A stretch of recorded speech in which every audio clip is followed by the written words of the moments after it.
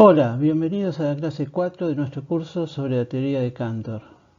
En videos anteriores definimos que dos conjuntos son coordinables, que corresponde a la idea intuitiva de que tienen la misma cantidad de elementos, si existe entre ellos una función biyectiva, es decir, si uno puede emparejar cada elemento de un conjunto exactamente con un elemento del otro sin que sobre nada de ninguno de los dos lados. Dijimos a su vez que esta relación de ser coordinables es una relación de equivalencia, por lo tanto los conjuntos quedan clasificados en clases de equivalencia. Dentro de cada clase de equivalencia todos los conjuntos son coordinables entre sí. Entonces teníamos una clase de equivalencia formada por ejemplo por los naturales, los enteros, los naturales positivos, los racionales, n por n, los números cuadrados, etc. Y también teníamos una clase de equivalencia que en principio no sabemos si es la misma o no, formada por los intervalos, cerrados, abiertos, semiabiertos, etc., por los números reales, por el conjunto de los números reales y por el conjunto de los números irracionales. Y la pregunta que había quedado planteada es si esas dos clases de equivalencia son o no la misma. La pregunta en el fondo es, los conjuntos que están a la izquierda, cualquiera de ellos, ¿es coordinable con cualquiera de los que están a la derecha? Esa es la pregunta, y la respuesta es que no. La clase de equivalencia que está a la izquierda es diferente de la clase de equivalencia que está a la derecha. Eso significa que cualquiera de los conjuntos que está en la clase de equivalencia de la izquierda, naturales, enteros, etc., ninguno de ellos es coordinable con ninguno de los que está a la derecha, ni con los intervalos, ni con R, ni con I, etc. Eso es lo que vamos a demostrar en este video. En este video vamos a demostrar entonces que estas dos clases de equivalencia son diferentes y eso puede hacerse eligiendo cualquier conjunto de la izquierda, cualquier conjunto de la derecha y mostrando que esos dos conjuntos no son coordinables. Con que haya un conjunto de la izquierda que no es coordinable con alguno de la derecha, eso alcanza para demostrar que ninguno de los de la izquierda es coordinable con ninguno de los de la derecha. Entonces por eso el título de este video es que n no es coordinable con R. Eso es esencialmente lo que queremos demostrar. Que el conjunto de los números naturales no es coordinable con el conjunto de los números reales. Vamos a hacer dos demostraciones del hecho que queremos demostrar, que n no es coordinable con R. En realidad, obviamente desde el punto de vista matemático alcanza con una sola demostración, no hace falta dos, pero por razones históricas voy a hacer dos. En realidad, esta primera demostración que voy a exhibir ahora es prácticamente la primera demostración que publicó Cantor en relación a su teoría. En el primer video de este curso yo mostré una parte de un facsímil del primer artículo que publicó Cantor a mediados de la década de 1870 y esta demostración que vamos a hacer aparece en ese paper, en ese artículo que, insisto, una parte de él mostré en un facsímil en el primer video de este curso.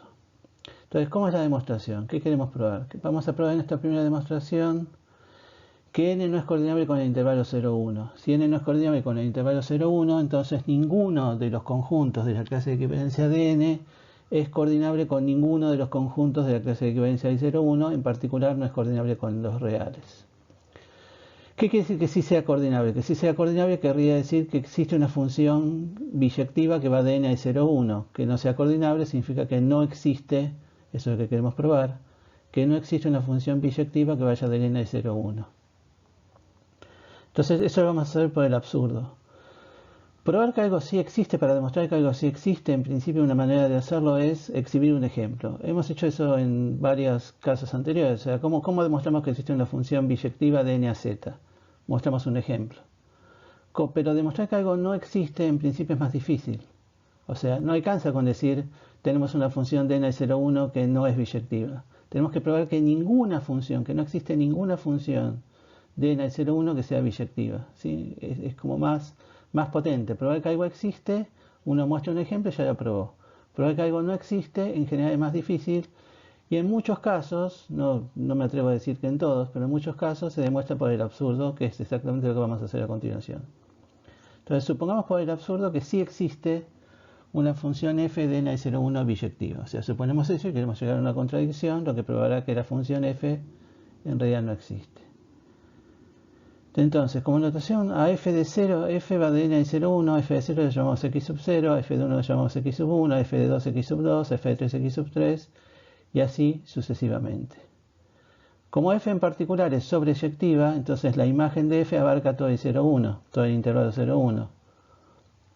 La imagen de f a su vez es el conjunto formado por las imágenes del 0, del 1, del 2, del 3, etc. O sea, la imagen de f está formada por los números que estamos llamando x sub 0, x sub 1, x sub 2, x sub 3, etc.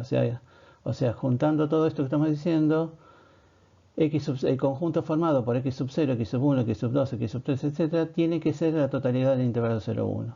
O sea, eso es lo que está dicho en el último renglón. El intervalo 0,1 coincide con el conjunto formado por x sub 0, x sub 1, x sub 2, x sub 3, etc. Queremos ver que esto nos conduce a un absurdo. Bueno, tomemos el intervalo 0,1, el intervalo 0,1 cerrado, y lo dividimos en tres partes iguales. Lo dividimos en tres subintervalos cerrados iguales. El intervalo cerrado que va de 0 a 1 tercio, el intervalo cerrado que va de 1 tercio a 2 tercios, y el intervalo cerrado que va de 2 tercios a 1. ¿Por qué en tres partes? Se preguntarán ustedes. ¿Por qué en tres partes? Bueno, ahora inmediatamente les voy a explicar. En principio divido el intervalo en tres partes. Y pensemos en el primero de los números que nombramos hace un momento, el número x sub 0. X sub 0 está en alguna parte entre 0 y 1, está en alguna parte de ese intervalo. Pero, y esto es lo importante, de esos tres subintervalos, el x sub 0 no está al menos en uno de ellos. El x sub 0 no está al menos en uno de esos tres subintervalos. Si yo hubiera dividido el 0,1 en dos partes, de 0 a 1 medio y de 1 medio a 1, entonces esto que acabo de decir no sería necesariamente cierto. Si yo tengo el 0,1, el subintervalo de 0 a 1 medio, perdón, y de 1 medio a 1, y el x sub 0 fuera por mala suerte justo el 1 medio, repito, supongamos que yo divido el intervalo 0,1 en dos partes, de 0 a 1 medio cerrado y de 1 medio a 1 cerrado, y el x sub 0 fuera justo el 1 medio. Entonces están los dos subintervalos a la vez. No podría decir hay un subintervalo donde no está. En cambio, si lo divido en 3, eso sí sucede. Si tuviera la mala suerte de que el x sub 0 fuera 1 tercio, entonces no está en el tercer subintervalo, el que va de 2 tercios a 1. Está en los dos primeros, pero no en el tercero. O sea, repito, si el x sub 0, en la situación actual, donde dividí en tres partes, si el x sub 0 fuera 1 tercio, entonces está en los dos subintervalos primeros, pero no en el tercero. Si fuera en 2 tercios, está en los dos, en el segundo y en el tercero, pero no en el primero. Siempre existe, al dividir en 3, siempre puedo asegurar que existe un subintervalo cerrado, tal que el x sub 0 no pertenece a él. Entonces, supongamos, simplemente para seguir el razonamiento de una manera más o menos accesible, supongamos que el x sub 0 estuviera en el primero de los subintervalos. ¿Sí? O sea, lo que es seguro es que el x sub 0 no está en alguno de los tres. Quizás, como en este caso, no está en dos de ellos, pero seguro que no está en no está en alguno de los tres subintervalos. Entonces voy a llamar i sub 0 a alguno de los tres subintervalos que no contiene el x sub 0. Si, como en este caso, hay dos de ellos, elijo el que está más a la derecha. O sea, el x sub 0 no pertenece a alguno de los subintervalos. Si es uno solo al que no pertenece, si fuera el x sub 0 en 1 tercio, por ejemplo, elijo como i sub 0 al único subintervalo que no contiene x sub 0. Si hubiera dos, como en este caso que estamos mostrando hipotéticamente, que no está ni en el segundo ni en el tercero, elijo el que está más a la derecha. ¿Podría haber elegido el que está más a la izquierda? Sí, pero bueno, se me ocurre elegir el que está más a la derecha. Entonces, tenemos, en resumen de todo esto, tenemos que hay un subintervalo, que es un tercio del intervalo original, donde el x sub 0 no pertenece. A ese intervalo lo estamos llamando i sub 0. Y ahora en el 2 tercios 1 repetimos la misma operación, lo dividimos en tres partes iguales, y hay uno de los tres subintervalos que se formaron ahora donde el x sub 1 no pertenece. Quizás no pertenezca a ninguno de los tres. Si el x sub 1 también está hacia la izquierda del intervalo original, si el x sub 1 está cerca del 0, pongamos por caso, entonces el x sub 1 no pertenece a ninguno de los tres. Pero seguro que hay de esos tres subintervalos nuevos, más chiquitos que el original, esos tres, digamos, subintervalos nuevos que acabo de formar en el 2 tercios 1, hay uno de ellos que no contiene el x sub 1. Por lo menos uno seguro que no. Quizás ninguno de los tres. En este caso hipotético estoy suponiendo que el x sub 1 está justo en el subintervalo del medio.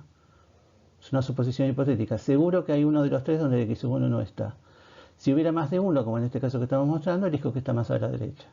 Y eso lo voy a llamar i sub 1. O sea, el intervalo en este caso sería, porque si, fíjense que el primer intervalo divide en tres partes iguales, cada una de ellas mide 1 tercio.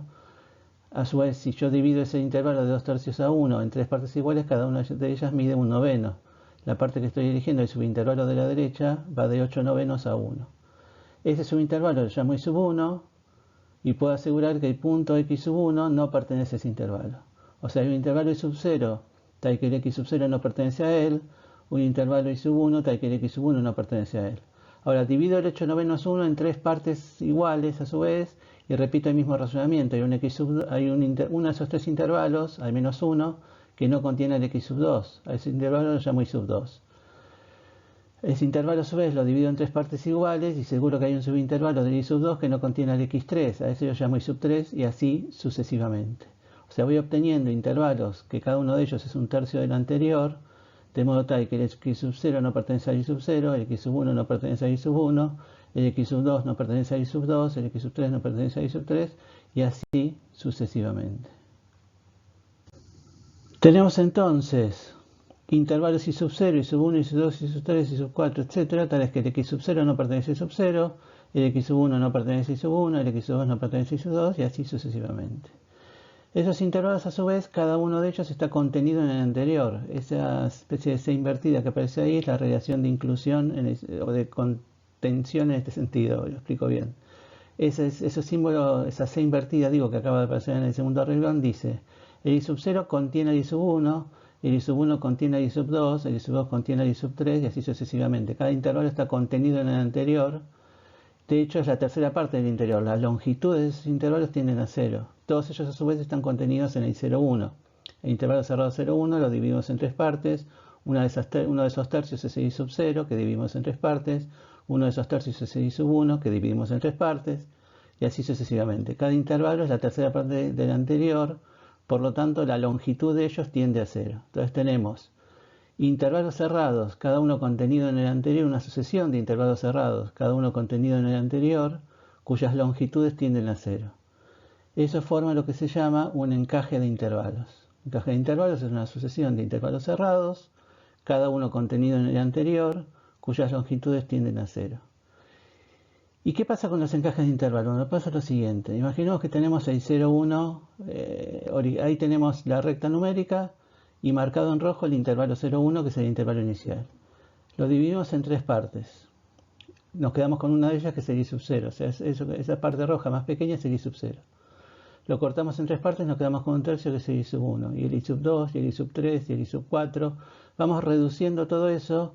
Se va reduciendo esos intervalos, se van encajando, se van reduciendo hasta que en el límite, cuando la longitud tiende a 0, en el límite definen un único punto X. Hay un hecho muy importante sobre los números reales que es el siguiente, que es el que estoy acá sugiriendo intuitivamente. Dado cualquier encaje de intervalos, o sea, repito, una sucesión decreciente de intervalos cerrados, decreciente quiere decir cada uno contenido en el anterior, cuya longitud tiende a 0, dado un encaje de intervalos que cumple esas características, existe un único número x que está en la intersección de todos ellos. O sea, hay un x que está siendo aproximado sucesivamente por esos intervalos y que en el límite lo determinan. O sea, esos intervalos, miren mis dedos acá, se van achicando, se van achicando, se van achicando, se van achicando y terminan definiendo un único número x en la recta. Dije hecho, ¿es un teorema, es un axioma? Bueno, depende de cómo se definan los números reales. Acá estamos en el corazón de la definición de los números reales. Hay una propiedad de los números reales muy importante, que es la que caracteriza a los números reales, y que dice que los números reales son completos. O sea, eso significa que a todo punto de la recta le corresponde un número real. No hay ningún punto que quede sin que le sea asignado un número real. ¿Cómo se expresa esa propiedad? Hay muchas formas de expresar esa propiedad. Y una de ellas es la de encaje de intervalos. O sea, cuando uno define axiomáticamente los números reales, tiene que establecer un axioma que diga esencialmente a todo número real le corresponde un punto de la recta. Y a todo punto de la recta le corresponde un número real. O sea, hay una biyección entre puntos de la recta y números reales. Ese axioma se puede expresar de muchas formas diferentes. Una de ellas es con el encaje de intervalos. Una manera de expresar que a todo punto de la recta le corresponde un número real, es decir, que se puede expresar diciendo que cualquier encaje de intervalos tiene intersección no vacía. Dado cualquier encaje de intervalos, hay un X en la intersección de todos ellos, de todos esos intervalos. es como que los encajes de intervalos van aproximando sucesivamente un número real, que es el x, que queda determinado por ese encaje. Cada encaje de intervalos determina un número real que está en la intersección de todos los intervalos. Esa es una forma de expresar el axioma. Hay otras formas diferentes de expresar el axioma de completitud, el axioma que dice que la recta está completa, que a todo punto le corresponde un número real.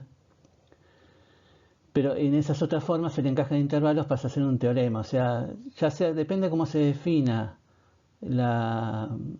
axiomáticamente los números reales, la propiedad del encaje de intervalos o es un axioma o es un teorema. Pero en todo caso son hechos ciertos sobre los números reales. O sea, en definitiva, lo que a nosotros nos interesa es que existe un número x que está en el intervalo 0,1, la línea roja originalmente era de 0,1, hay un número x que pertenece al mismo tiempo, o sea, que está en la intersección de todo el encaje. Ese encaje define un número x que está en la intersección de todos los intervalos, o sea, existe un número x que pertenece a i sub 0, pertenece a i sub 1, pertenece a i sub 2, pertenece a i sub 3, y así sucesivamente. Un x que pertenece a todos los intervalos del encaje. Existe un x que pertenece a todos los intervalos del encaje, insisto, eso se debe a la completitud de los números reales. Ese encaje de intervalos encierra un punto y a ese punto le corresponde un número real x. Pero entonces lo que nos interesa acá es que ese número x, entonces no puede ser x0. ¿Por qué no puede ser x sub 0? Porque el x pertenece a y sub 0 y el x sub 0 no. Repito, el x pertenece a y sub 0 y el x sub 0 no, así que x no puede ser y sub 0. Tampoco puede ser y sub 1, porque el x pertenece a y sub 1 y el x sub 1 no. Tampoco puede ser x2, porque el x pertenece al y sub 2 y el x2 no. O sea, el x determinado por el encaje de intervalos no puede ser ni x sub 0, ni x sub 1, ni x sub 2, ni x sub 3, etc. Es distinto de x sub n para todo n. El x no es ninguno de los x, ni x0, ni x2, ni x2, perdón. No es ni x0, ni x1, ni x2, ni x3, etcétera, etcétera, etcétera. En resumen, habíamos dicho que como f es sobreyectiva, entonces el intervalo 0,1 es exactamente el mismo conjunto que formado por x sub 0, x sub 1, x sub 2, x sub 3, etc. Pero a su vez estamos viendo que hay un x que pertenece al intervalo 0,1 y un x, que pertenece al intervalo 0,1 que no es ni x sub 0, ni x sub 1, ni x sub 2, etc. O sea, por un lado el intervalo 0,1 está formado por x sub 0, x sub 1, x sub 2, x sub 3, pero al mismo tiempo estamos viendo que hay un punto x que pertenece al 0,1 y que no es ninguno de ellos. Bueno, ahí hay una contradicción, eso es absurdo. El absurdo proviene de suponer que la función es sobreyectiva, por lo tanto no existe ninguna función sobreyectiva. Y si no existe ninguna función sobreyectiva, tampoco existe una función biyectiva.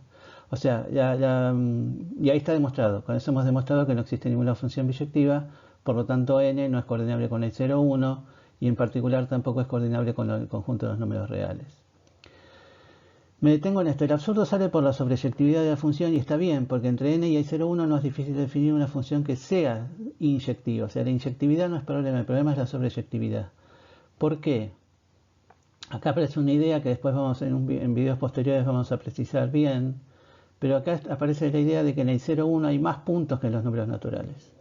Imaginemos metafóricamente que los números naturales fueran personas. Volvamos a la metáfora original de las personas y las sillas.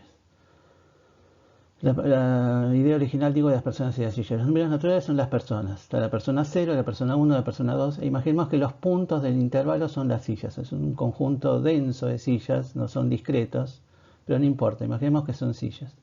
¿Qué está diciendo esto? Que si yo asigno a cada persona número natural una silla, un punto del 0, 1, eso nunca va a agotar todas las sillas. Siempre va a quedar una silla vacía. El x que estamos ahí encontrando es una silla vacía, o sea, la persona 0 se sienta en la silla x0, la persona 1 se sienta en la silla x1, la persona 2 se sienta en la silla x2, etc. Y la silla x quedó vacía. Entonces, si no logro sentar a todas las personas en la silla, ¿qué quiere decir eso? Que hay más sillas que personas. Hay más puntos en el intervalo 0,1 que en los números naturales. O sea, esos dos conjuntos, las dos clases de equivalencia son diferentes, pero además los conjuntos de la clase de equivalencia de R tienen más elementos, tienen mayor cantidad de elementos que los conjuntos de la clase de equivalencia de N. O para decirlo más concretamente, hay más puntos en el intervalo 0,1 o en la recta real que números naturales. Hay una cantidad mayor, está en un nivel de infinitud superior. Esto después, insisto, más adelante vamos a definir con precisión qué quiere decir, más adelante en otro video. Vamos a definir con precisión qué quiere decir que un conjunto infinito tenga más elementos que otro, pero acá tenemos una primera aproximación intuitiva a esa idea. no hay forma de asignar números naturales a los puntos del intervalo 0,1 de modo tal que todos queden cubiertos, todos los puntos queden cubiertos. Eso está indicando que hay menos números naturales que puntos en el 0,1. Antes de entrar con la segunda demostración, quiero hacer dos comentarios sobre la primera demostración que acabamos de hacer. El primer comentario es que en realidad a mediados de 1870, que es cuando Cantor publica la demostración que hicimos recién, la idea de comparar infinitos era muy polémica. Era muy difícil que fuera aceptada por la comunidad matemática. De hecho, la teoría de Cantor fue muy resistida en sus primeros tiempos. ¿Por qué? ¿Por qué fue muy resistida? Bueno, en otro momento más adelante vamos a hablar de la historia del infinito y por qué efectivamente la teoría de Cantor fue muy resistida. Pero bueno, digamos por el momento que a mediados de 1870 la idea de comparar infinitos era muy polémico. Me quedo con esa palabra. En su primer borrador del artículo publicado a mediados de 1870, Cantor habla de comparación de infinitos y Weierstrass, el famoso Karl Weierstrass, le sugiere que no lo haga. O sea, Weierstrass ve esta primera versión del artículo de Cantor y le dice algo así que, bueno, eso de la comparación de infinitos, que trate de no decirlo de esa manera.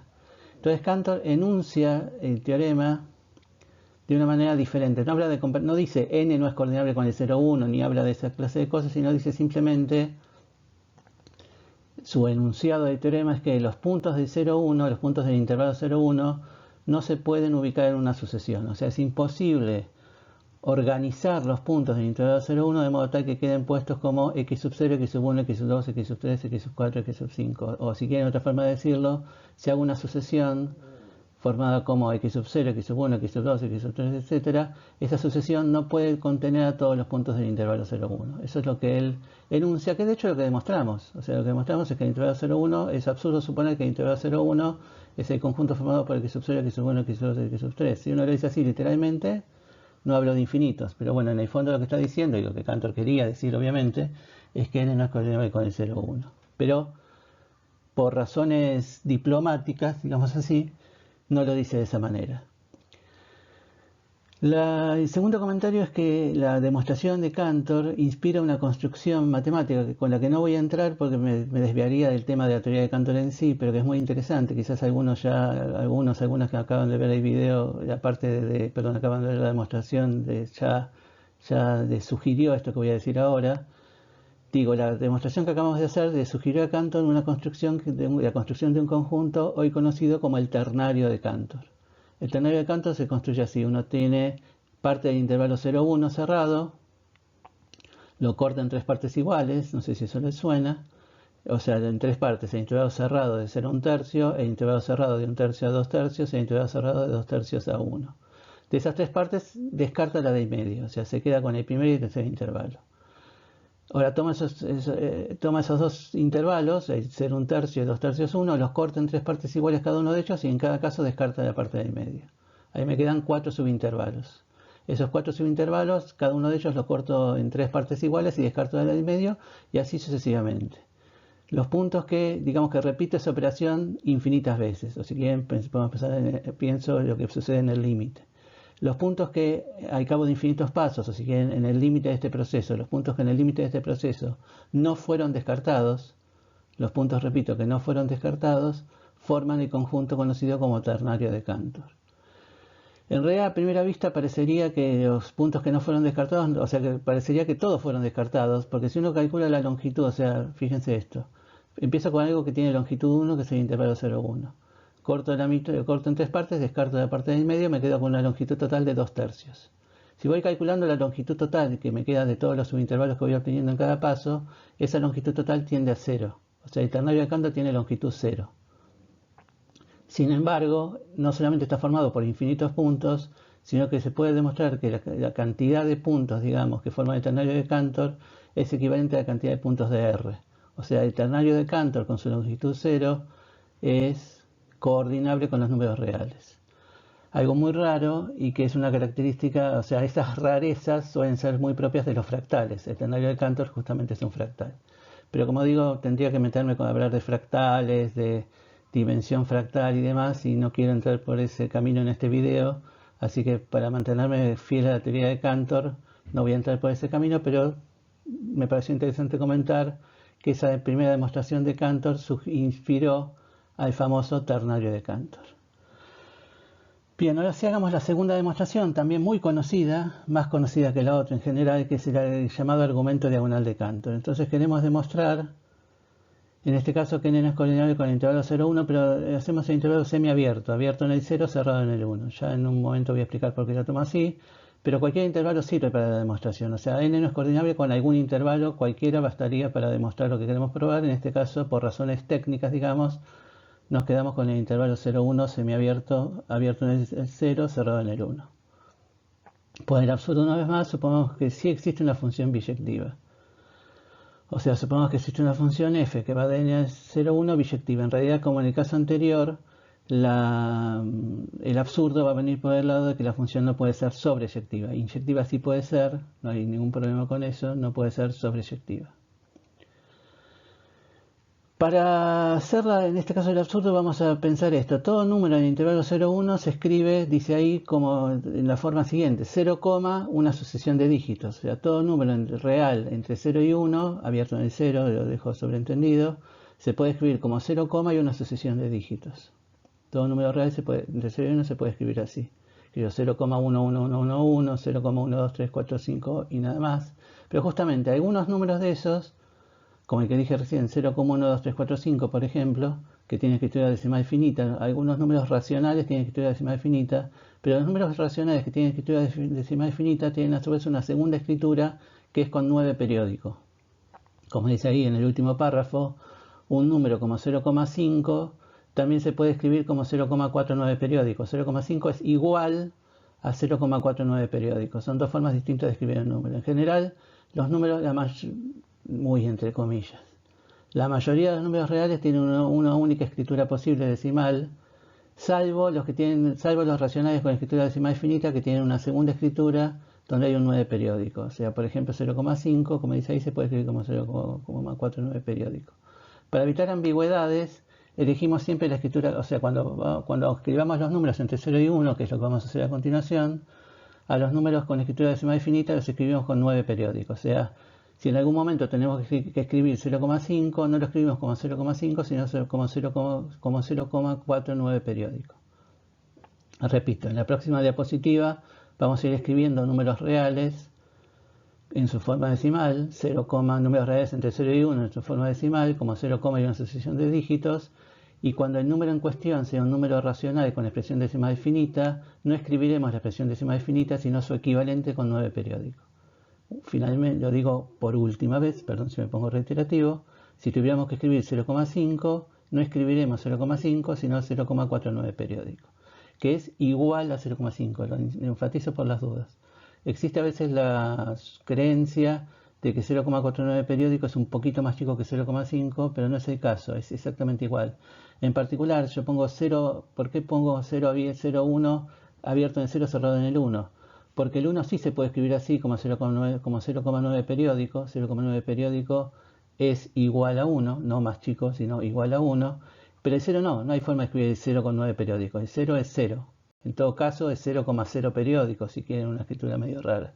Pero no hay con 9 periódico escritura de 0. Por eso en el 0 está abierto y en el 1 está cerrado.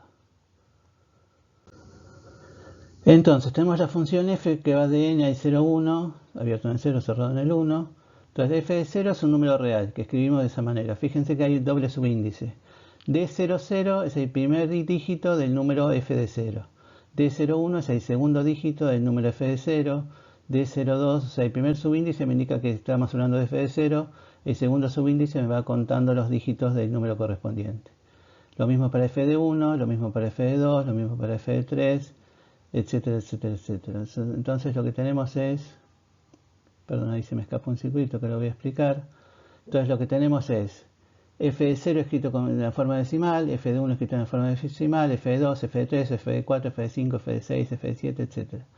Si realmente f es una función biyectiva, en la columna de la derecha, detrás de los iguales, en la columna de la derecha tienen que aparecer todos los números reales entre 0 y 1 exactamente una vez cada uno. Si la f es biyectiva, eso es lo que sucede.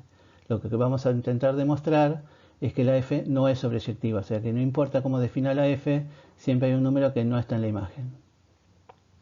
¿Cómo obtenemos ese número? Bueno, justamente ese círculo que apareció va en ese camino.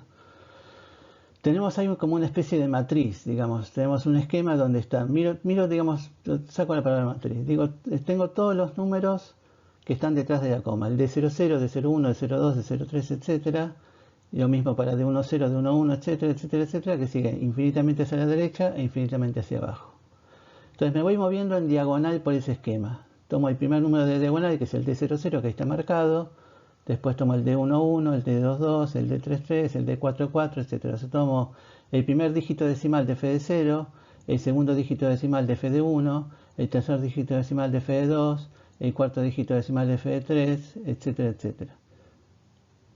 Eso se va moviendo en diagonal, por eso se habla del argumento diagonal de Cantor. Si uno tiene clara la idea de matriz, tiene presente la idea de matriz, lo que tengo ahí es una matriz infinita y estoy tomando la diagonal de esa matriz. Si uno no tiene presente lo que es una matriz, no importa, simplemente estoy mirándolo como dije antes, el primer dígito decimal del primer número, el segundo dígito decimal del segundo número y así sucesivamente. Y en base a esa diagonal es que voy a construir el número que no está en la imagen.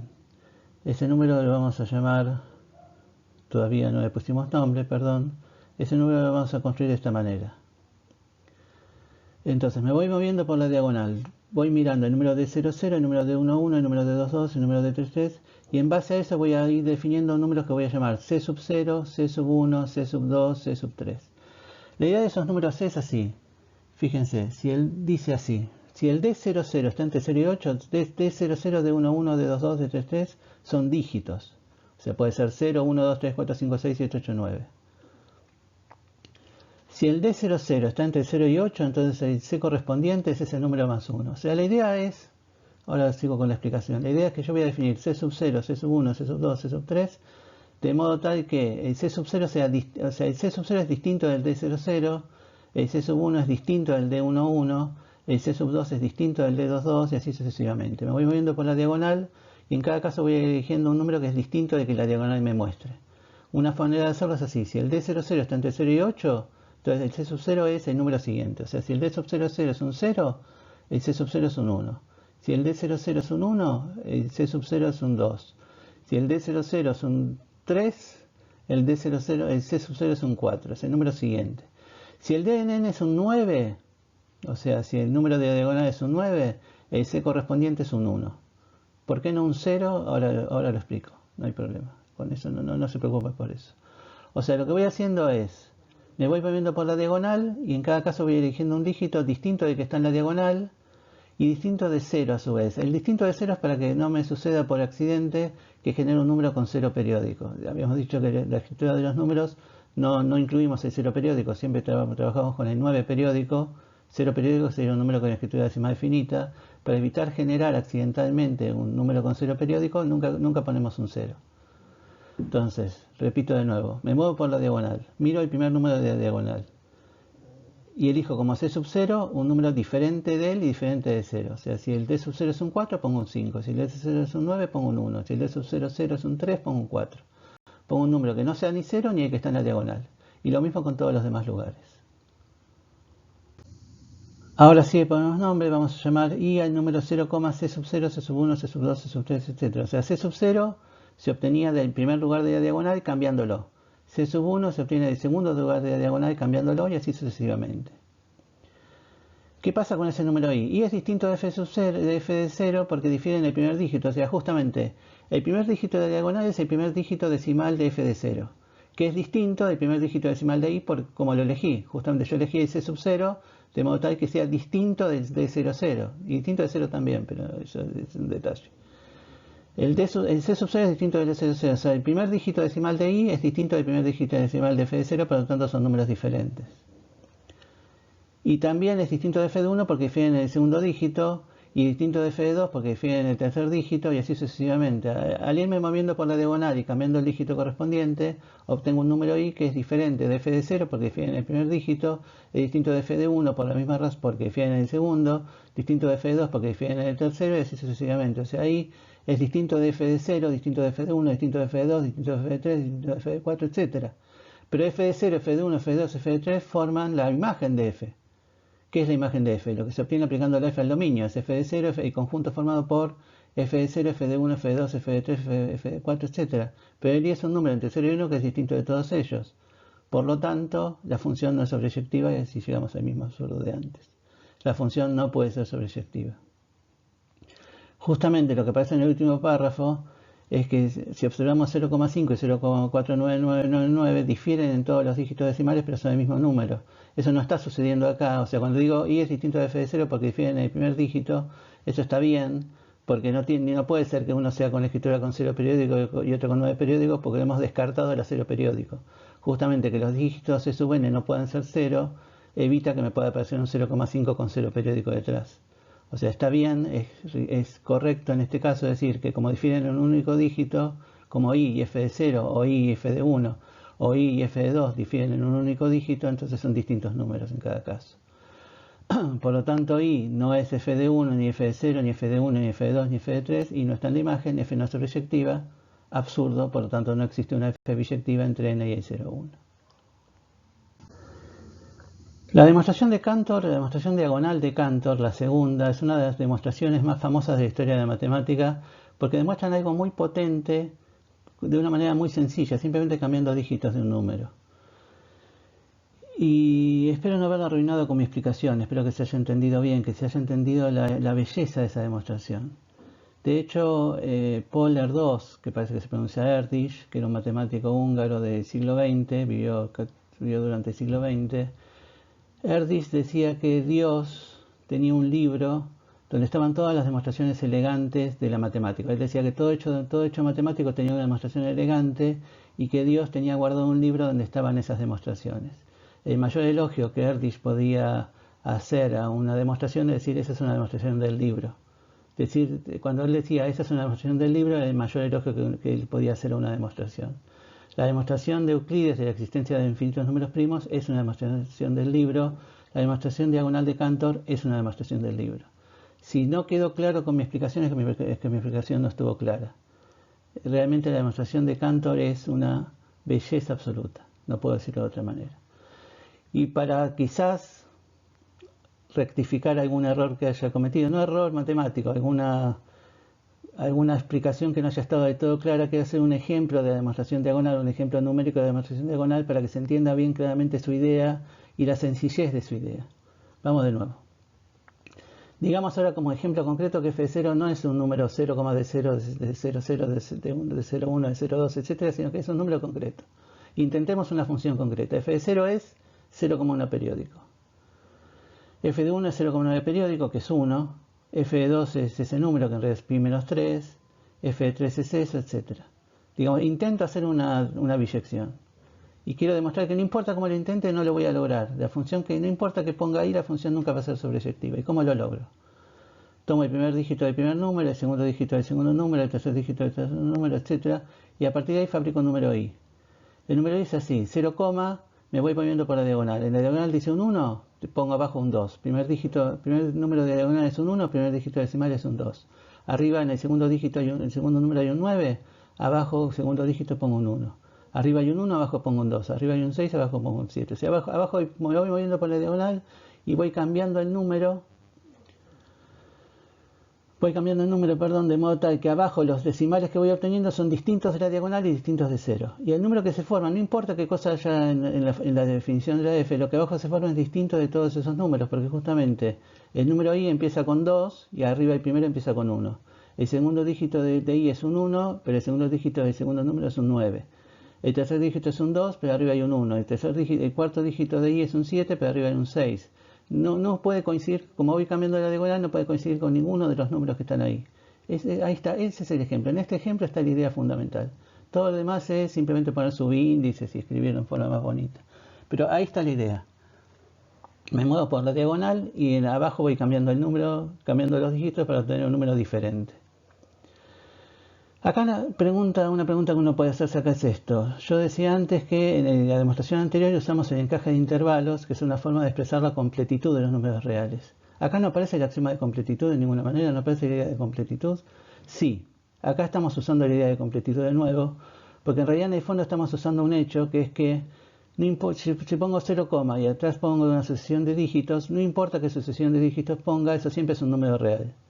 repito, uno casi que no lo asocia como axioma, pero es un hecho que requiere una demostración, o ponerlo como axioma requiere demostración, que si pongo 0, o cualquier parte entera, coma, pero en este caso es 0, y detrás de la coma una asociación cualquiera de dígitos, lo que se obtiene siempre es un número real, no importa cuál sea la asociación.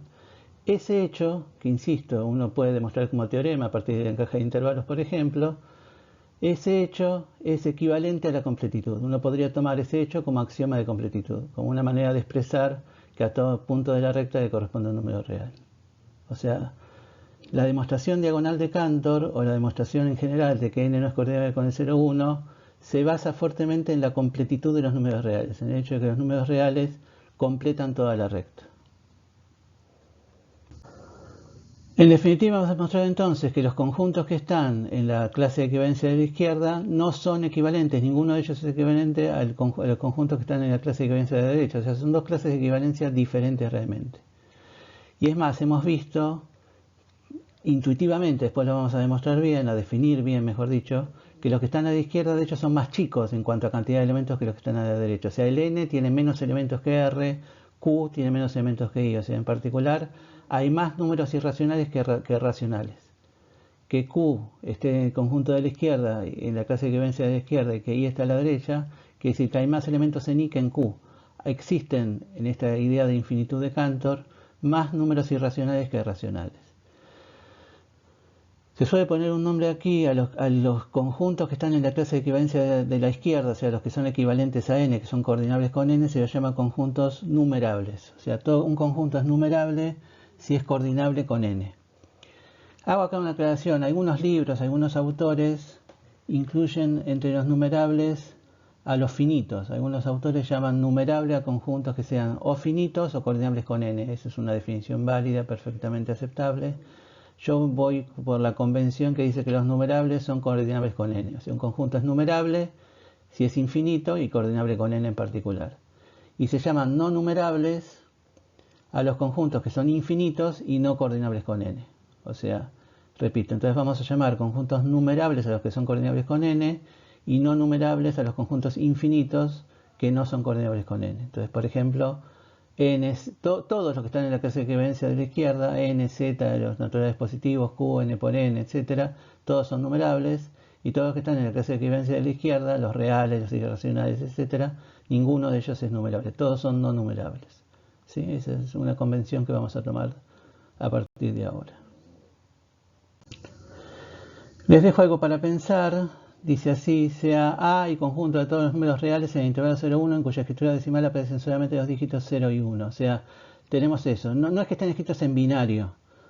Son los números reales que en su escritura decimal aparecen solamente los dígitos 0 y 1, incluyendo tanto racionales como irracionales. Por ejemplo, está el 0,1, 0,1 periódico, números irracionales que sean combinaciones adecuadas de ceros y unos en la parte decimal, etc.